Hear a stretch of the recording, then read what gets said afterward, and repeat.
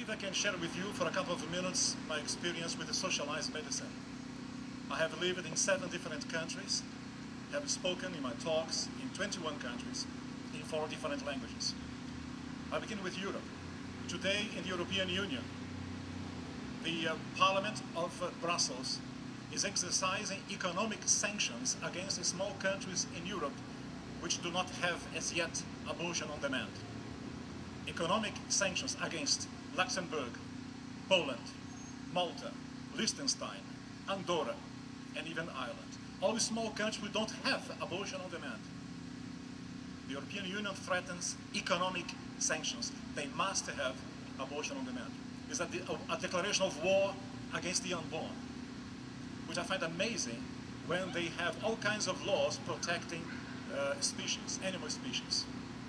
On the case of euthanasia, for example, in Holland today, most elderly people who feel sick do not go to the local hospital because they are European citizens. They go to Luxembourg, to France, and to Belgium. Why?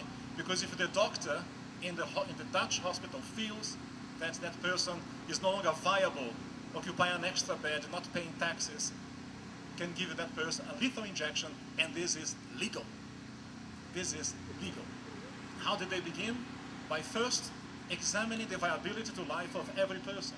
And to my amazement, in the projected healthcare here in America, Section 425, if I'm not mistaken, every elderly person is supposed to come to be interviewed every 5 years to study the possibility of terminating his or her life.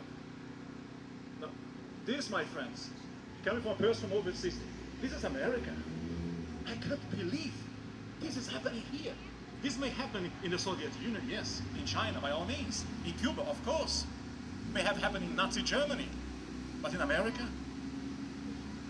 As an American resident, and by the way, I do have a birth certificate, a legal one, and as an American resident, I'm surprised to see how this kind of legislation has been almost steamrolled by this current government. I'm concerned about myself, my wife, my children, my relatives, my friends, to see that the specter of socialism, the very thing that America and Britain fought against for such a long time.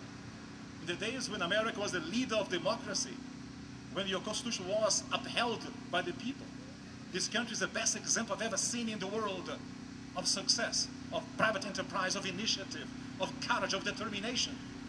That's the very place where we have now such a change of administration. And with all due respect, my friends, the majority of Americans voted them in. The propaganda effort was so well done. The manipulation, psychological warfare in this country in that last election was so well done that so many were fooled by it. It's not yet too late. By all means, with God's help, it can be fought back. This country can go back to its original concept, as your founding fathers started. As an immigrant, as a resident. In this country, I see from a perspective that many of you who have not traveled as I have may not see, but you experience in your flesh. Please God, there will be enough courage among Americans to stand up and say no. There are some basic democratic rights that cannot be let go. You cannot let them go. For example, the question of abortion. I am an Australian citizen.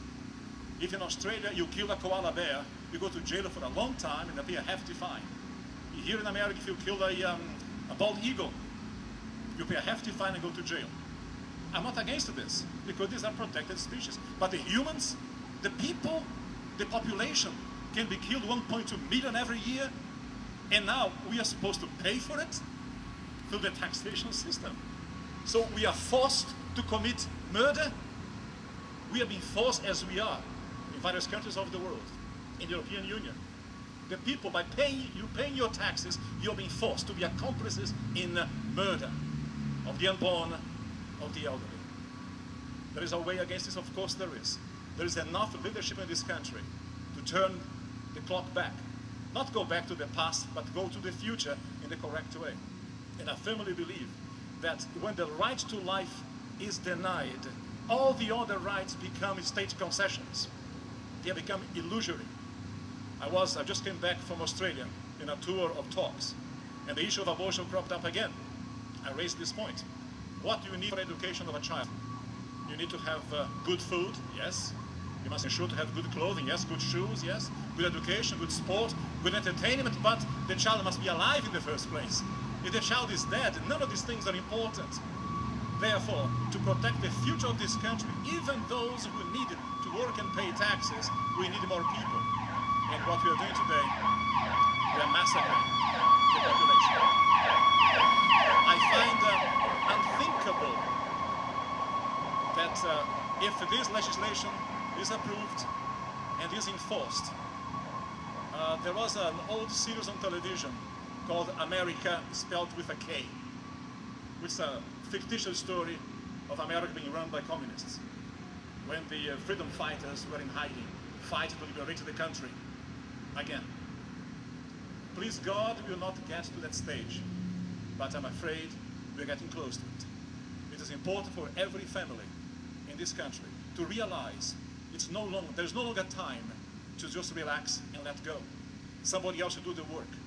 We cannot remain apathetic in the face of this threat. Let me finish with one thought. In World War II, we fought an enemy, the West, which was in Germany, invading Europe. That enemy could be seen, you could fight against, you could bomb them.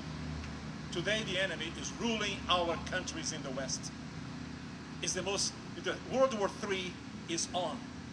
This time the enemy is not from outside, the enemy is inside, and we vote them in. Whether with National Socialism in Germany, Soviet Socialism in Russia, or Democratic Socialism in America, all three spell disaster.